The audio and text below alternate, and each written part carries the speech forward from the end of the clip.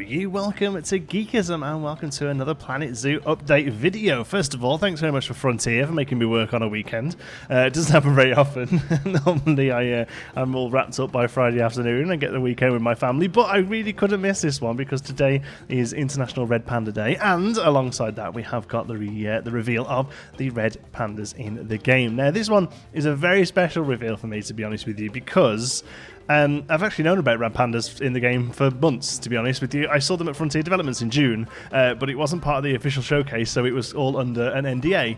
And it's been really difficult not to say anything about them for months. But they're out now, so it's fine, and they look amazing. I obviously didn't see them finished at Frontier. They were still animating them, but now we've seen them in the game. We got a little image of them curled up there that was actually revealed through Instagram, where they it was like a split into 9 images, the whole grid, and they released one every sort of 10-15 minutes. So we could figure out what it was that they show. Really nice way of doing it, actually. We'd love to see some more of them maybe in the future. It was really quite exciting. And then a little bit later, we got a short clip here, which is what you're watching on a loop. The Red Panda. So another non-African animal, which is great. A lot of people saying we're seeing too many savanna animals. This one is pretty much southwest China, Himalayas, that kind of area. And yes, it's nice to see them outside of Africa. They are endangered, but they do pretty well in zoos, and they're very common in zoos. So it's nice to see them added to the game. All that's positive, all that's good news. There is something I have a bit of a slight issue with, and a lot of people are looking at the image they showed of it curled up and saying that it doesn't quite look right, and a lot of people are struggling to put their finger on why it is, and I think it's because it's on the ground, and whether you realise it or not, that's probably what's looking a little bit jarring to you, because red pandas are arboreal, which means they spend a good majority of their time in trees, so much like lemurs to an extent, which we've seen in the game as well. They spend a lot of time in their trees, pretty much all their life, especially with red pandas and other animals as well that you call arboreal, things like sloths and a lot of other primates as well. So it is quite interesting to see them spend some time on the ground. Now, I imagine from a coding point of view, it's very difficult to set up a completely arboreal system for 2 or 3 animals so far that we've got in the game that need that system in place. So I imagine it's going to be that they act more like a regular animal, in brackets for want of a better term, and spend time on the ground. But in the little video there, you can see climbing frames in the background. I'm pretty sure they're going to be able to climb, 100% sure, to be honest with you, that they're going to be able to climb, much like the chimps and the lemurs. But what it's going to be up to us, probably, to kind of force them into climbing. So, you know, getting their food and their bedding and stuff up onto climbing frames and things like that. I imagine there is a climbing stat. This is something that Rudy Renkemel's talked about after playing in Gamescom. There is a climbing stat that some of the animals have, and it has to be fulfilled. I imagine with red pandas that stat's going to be very high. That would make the most sense, but they still probably are going to spend a bit of time on the ground. But other than that, they look fantastic. They're big, fluffy. Well, they're not that big, but you know, they're real fluffy animals, and that works really well with the shaders that they have in the game for the fur. And yeah, really quite excited to see. They're a solitary animal, so you're probably just going to have one of these, and they often have quite small exhibits in real life, and often indoor exhibits as well. So that's going to be an interesting one to see if we can make a nice looking indoor exhibit for them. Talking of which, I thought I'd take this video to briefly talk about what the plan is for the beta here on Geekism. It comes out Tuesday. I don't believe anyone's getting early access to it, content creators, so I'll get my first video recorded pretty much as soon as it comes out.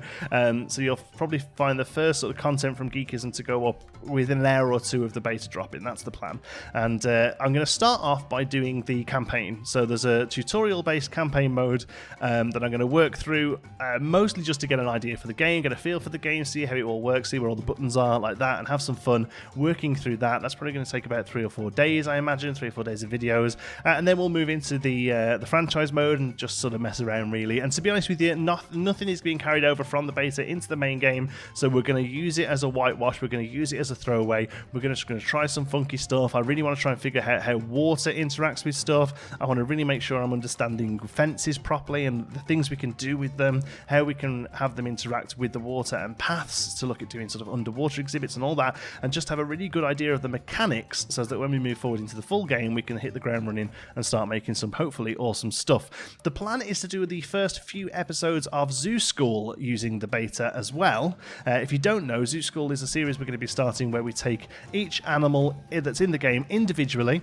We're going to be taking a look at real-world examples of exhibits. We're going to be taking a look at real-world examples of regulations and rules that are recommended in place for those animals, and taking all the information we get and putting them into practice with an exhibit in the game.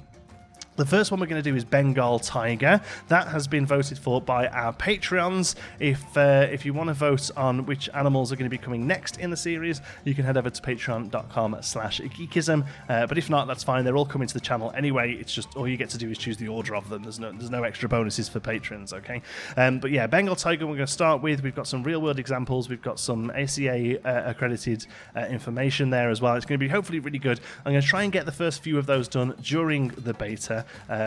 Now, there is a chance that the beta is a little bit limited when it comes to things like scenery and planting and stuff, so it may well be that some of the animals get pushed back until we've got more suitable stuff, or it may well be that I end up doing a remake of the first few episodes once we've got the full game, and also once I feel a bit more comfortable with the game as well. I'm hoping a lot of my Planet Coaster skill set is going to apply into Planet Zoo, which I think it will, so hopefully we'll be able to transfer pretty easily and do some really good stuff with it, but there may be a chance that I go back and have a re-look at some of those once we're a bit more settled in. But there you go. A lot of people have been asking what the plans are for the beta, whether I'm going to be streaming or not. I'm going to be sticking to videos for the most part as opposed to live streams. As much as I enjoy live streams, I don't feel like I get much done in them, and they're better as a way of sort of hanging out with the community and actually chatting to you guys and girls out there. So because we're kind of limited time on the beta, I'd rather spend that time actually producing content a bit more, and then hopefully once we're up and running we can look at doing some live streams and just taking on a bit more of a fun sort of community vibe once we're not limited to that sort of 11 days or 2 weeks or whatever it is that we actually get the beta for.